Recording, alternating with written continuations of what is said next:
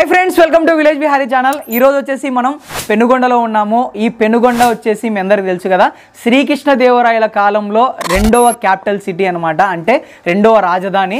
So ఇక్కడ మనం main గా చూడవలసినవి చాలా ఉన్నాయి। వాటిలో వచ్చేసి మొదటిది తిమ్మరుసు బందీఖానా, తర్వాత తిమ్మరుసు సమాధి, ఇంకా బసవన్న బావి, ఒక నరసింహస్వామి దేవాలయము, వజ్ర వైడూర్యాలు కుప్పలుగా పోసి అమ్మే మండపాలు, ఇంకా ఎన్నో కోనేర్లు, ఇవన్నీ కూడా మనం ఈ వీడియోలో మాట్లాడుకుందాము।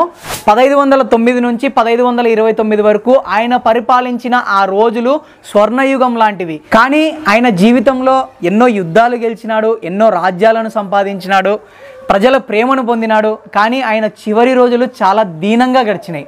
దానికి చాలా కారణాలే ఉన్నాయి। మెయిన్గా ఏంటంటే తిమ్మరుసు గారి గురించి మాట్లాడుకోవాలి। ఆయన వల్లే ఆయన జీవితం అయితే చివరి రోజుల్లో చాలా దీనంగా మారింది। అది తెలుసుకునే ముందు మనం ఫస్ట్ వచ్చేసి తిమ్మరుసు గారిని బంధించిన బందీఖానాను చూద్దాం, తర్వాత మాట్లాడుకుందాం।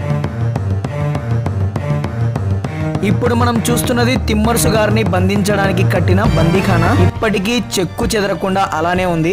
ఆర్కియాలజికల్ డిపార్ట్మెంట్ వాళ్ళు పెట్టిన రూల్ వల్ల లోపలైతే వీడియో కెమెరా అయితే అలో లేదు, సో అందుకనే మనం బయట నుంచి అయితే చూపిస్తున్నాము। ఈ జైలు కేవలం తిమ్మరుసు గారి కోసం మాత్రమే కట్టించారు। ఈ చుట్టుపక్కల ఇలాంటి జైల్స్ ఏవి కూడా లేవు, ఆయన కోసం మాత్రమే కట్టించారు।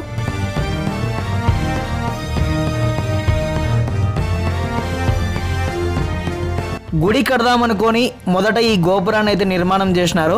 కానీ దాని తర్వాత ఇక్కడ పండితులు ఈ ప్రదేశంలో వాస్తు బాలేదని చెప్పడంతో ఇక్కడ మొత్తానికైతే గోపురం కట్టేసి గుడిని అయితే ఆపేసినారు। ఇక్కడ మీరు పునాదులు కూడా చూడొచ్చు, ఇంకొన్ని కట్టడాలు కూడా ఇక్కడ ఆపేసినారు। కేవలం ఈ గోపురం మాత్రమే మిగిలింది।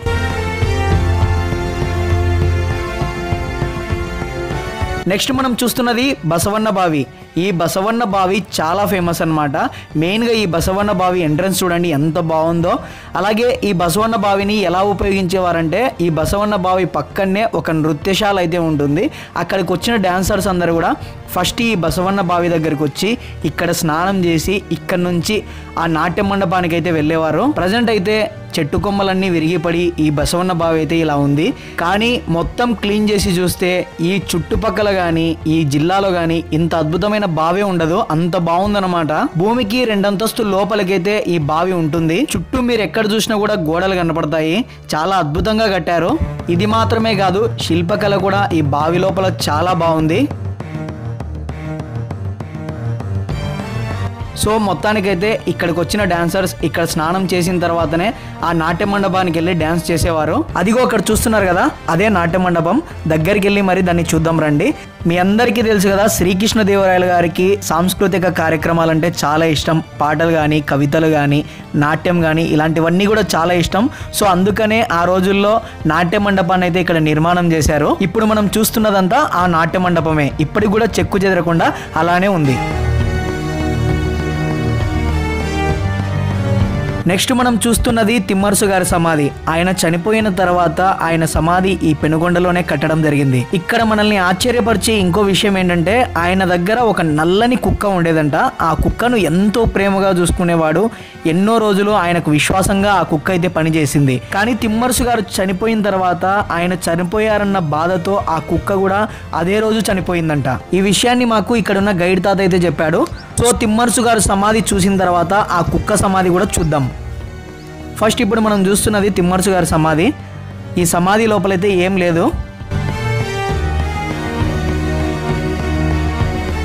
నెక్స్ట్ ఇప్పుడు మనం చూస్తున్నది ఆ కుక్క సమాధి। లోపలంతా కూడా మొత్తం కూలిపోయింది।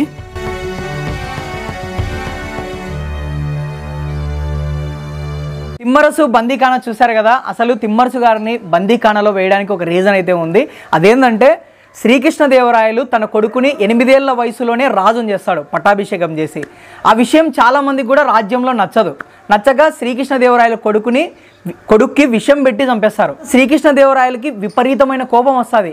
ఆ కోపంలో అనుకోకుండా అపార్థం చేసుకొని తిమ్మరుసు కొడుకుని ఇద్దరిని కూడా కళ్ళు వీకి ఎన్నో చిత్రహింసలు పెట్టి ఈ పెనుగొండలో ఉన్న ఈ బందీఖానాలో వేస్తాడు। కానీ శ్రీకృష్ణదేవరాయలకి కొన్ని రోజుల తర్వాత తెలుస్తుంది తన కొడుకుని ఎవరు చంపేసినారని। తన కొడుకుని చంపింది ఒడిస్సాకు సంబంధించిన గజపతి రాజు, అలాగే తన సోదరి కుమారుడైన అచ్యుత దేవరాయలు వీళ్ళిద్దరు కూడా చంపినారని శ్రీకృష్ణదేవరాయలకి తెలుస్తుంది.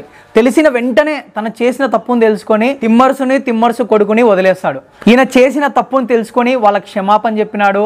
అలాగే సౌకర్యవంతమైన జీవితం కూడా ఇవ్వడానికి ప్రయత్నించినారు. కానీ తిమ్మరుసు ఆయన కొడుకు ఆ జీవితాన్ని ఒప్పుకోరు, ఆయనతో మాట్లాడకుండా దూరంగా వెళ్ళి తిరుపతిలో బతుకుతూ ఉంటారు. కొద్ది రోజుల తర్వాత శ్రీకృష్ణదేవరాయలు తనలో తాను కుమిలిపోతూ ఉంటాడు. చిన్నప్పటి నుంచి తండ్రి స్థానంలో ఉండి మంచి చెడ్డ నేర్పించి యుద్ధాలలో ప్రతి చోట కూడా తోడుండి శ్రీకృష్ణదేవరాయల్ని ఎంతో పైకి తీసుకొచ్చింది తిమ్మరుసు గారే.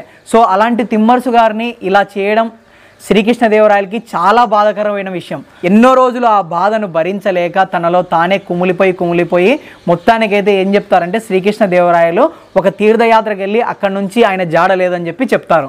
ఇంకా మనం పెనుగొండ కోటపైకి వెళ్తున్నాము. కోట అంటే ఇప్పుడు ప్రజెంట్ అయితే అక్కడ కోట లేదు, కొన్ని కట్టడాలు మాత్రం ఇప్పటికీ మిగిలాయి. సో ఆ కట్టడాలన్నీ కూడా చూద్దాము. ఈ దారి చూస్తున్నారు కదా, రీసెంట్గానే ఈ కోటపైకి రావడం కోసం ఈ రోడ్ అనేది వేశారు. చాలా అద్భుతమైన రోడ్డు, ఈ ఎక్స్పీరియన్స్ కూడా చాలా బాగుంటుంది. సో అక్కడ ఫస్ట్ మనం ఒక టెంపుల్ని అయితే చూడొచ్చు. దాని తర్వాత అక్కడ ఒక కోనేరు ఉంటుంది, ఇంకా వజ్ర వైడూర్యాలు కుప్పలుగా పోసి ఒక సంతలాగా అమ్మే ఒక సంత కూడా ఉంటుందన్నమాట, మండపాల్లాగా ఉంటాయి. సో అవన్నీ కూడా మనం ఇక్కడ చూద్దాం. ఈ కోట పైన ఉండే భటులందరికీ కూడా నీటి అవసరాల కోసం ఈ కోనేరునే వాడేవారు. ప్రజెంట్ అయితే ఈ కోనేరులో నీళ్లు లేవు, మొత్తం ఎండిపోయినాయి. ఉన్న నీళ్లు కూడా చెడుగా ఉన్నాయి అనమాట, ఏం బాలేవు. ఈ కోనేరు చుట్టూ అలాగే కోనేరు పక్కన కొన్ని మండపాలు ఉన్నాయి కదా, ఆ మండపాలలో వజ్ర వైడూర్యాలు రాసులుగా పోసి కుప్పలు పోసి ఇక్కడైతే అమ్మేవారు అనమాట. ఇది ఒక సంతలాగా. సో ఇక్కడికి వచ్చి ఎవరైతే వజ్ర వైడూర్యాలు కావాలనుకుంటారో వాళ్ళు కొనుక్కునేవారు. సో వజ్ర వైడూర్యాలు అమ్మే మండపాలని చెప్పుకోవచ్చు.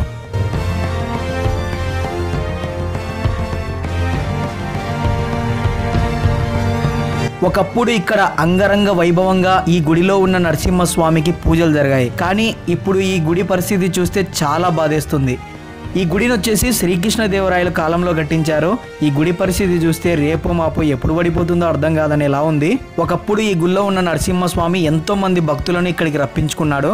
కానీ ఇప్పుడు పరిస్థితి అయితే వేరుంది. కనీసం ఈ గుడి వైపు చూసేవారు కూడా లేరు.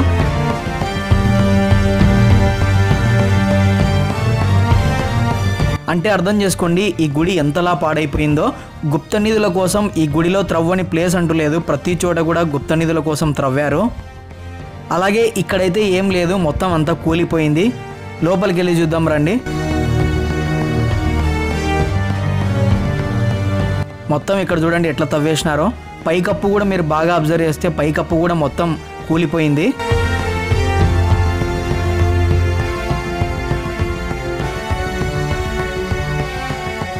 అలాగే ఇప్పుడు మనం లోపలికి వెళ్ళి గర్భగుడిలో చూద్దాం రండి. గర్భగుడిలో కూడా మనకు కేవలం అక్కడ నరసింహస్వామి పటం మాత్రమే కనిపిస్తుంది, ఆ విగ్రహం అయితే లేదు. అలాగే ఇక్కడ పైకప్పు కూడా మీరు చూడొచ్చు, మీకు అర్థమవుతుంటుంది ఆటోమేటిక్గా. వర్షం పడిందంటే వర్షపు నీళ్ళన్నీ కూడా ఈ గుడి లోపలే పడిపోతాయి.